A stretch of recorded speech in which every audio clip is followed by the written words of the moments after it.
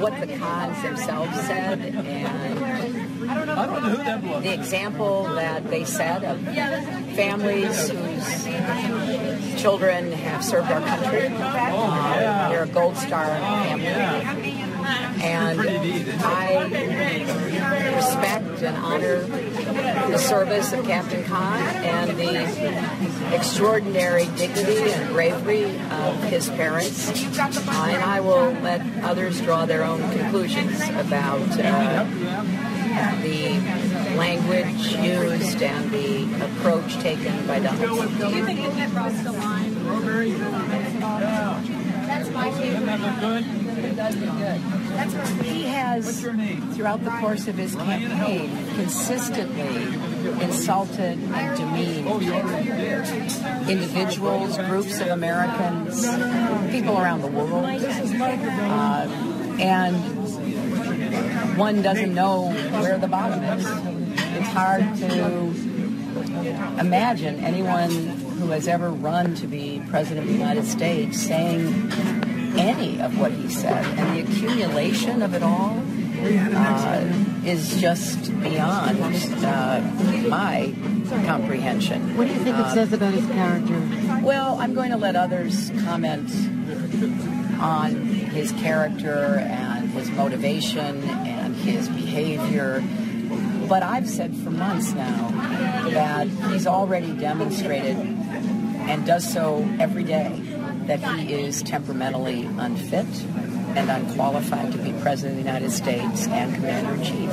And the latest attacks on the Kaine family, on General Allen, just reinforces the doubts that any American should have about his campaign and the potential candidacy that he's offering to the American people. Do you think Americans when we look back on it? Do you think what happened with Mr. Kaine is potentially a turning point? Well, he called Mexicans rapists and criminals. He said a federal judge was unqualified because he had Mexican heritage, someone born in the neighboring state of Indiana. He's called women pigs. He's mocked a reporter with a disability. Ridiculed a POW. John McCain. That's right. And I mean, any one of those things is so offensive.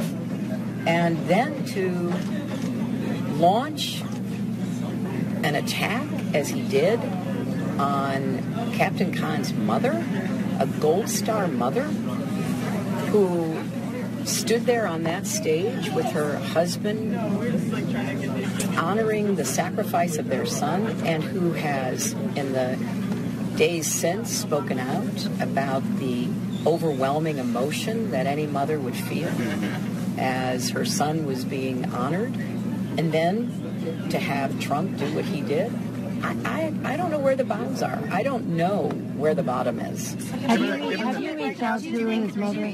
Have you reached out to Mrs. Kaine? We have reached out, and I spoke about Captain Kaine many months ago. So I was aware of their sacrifice, and I did it at the time because of Trump's continuing offensive remarks about American Muslims, about Muslims around the world, which I thought were, so inappropriate. And then to have someone like Captain Kaine, a brave American Muslim serving our country, being in effect looped into all of Trump's vitriol. But there's no way I could match the eloquence and the courage of his parents. Why do you think Republicans, the totality of what you've said, why do you think Republicans are continuing to stand by him, given, what he said about John McCain, what he said about the Kaines and so forth? Are they picking party over country? Well, I want Tim to respond too, but I think this is a time to pick country over party. And a number of Republicans have said that. We, as you know, had Republicans at our convention. We've had endorsements from Republicans who have analyzed his behavior and his rhetoric in this campaign, and have made it very clear where they stood. The popular Republican governor of Ohio has made very plain that this comment is just completely unacceptable. He didn't beat around the bush about it. He didn't qualify it. He just called it straight up. I mean, if you cannot show empathy for a Gold Star mom and dad, there's something fundamentally missing in your personality. But John, forget about the president. John, Do you worry that Americans are becoming desensitized to this kind of rhetoric? That's fine, we gotta go.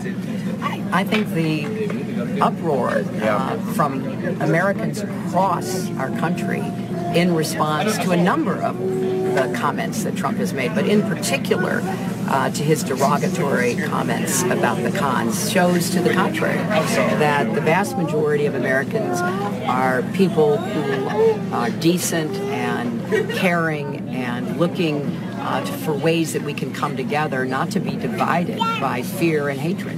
all right, guys, thank you very much. Three debates. We gotta go. Is he trying to back out of the debate? Why do you think he's Let me just say this, because this came up, for the first time I saw it today. There's a nonpartisan, independent commission that sets up the debates, right?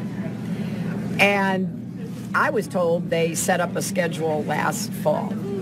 And neither campaign, because who knew? We didn't know who the nominees were going to be. Yeah. We're involved. I'm going to be there. That's all I have to say. Thanks, folks.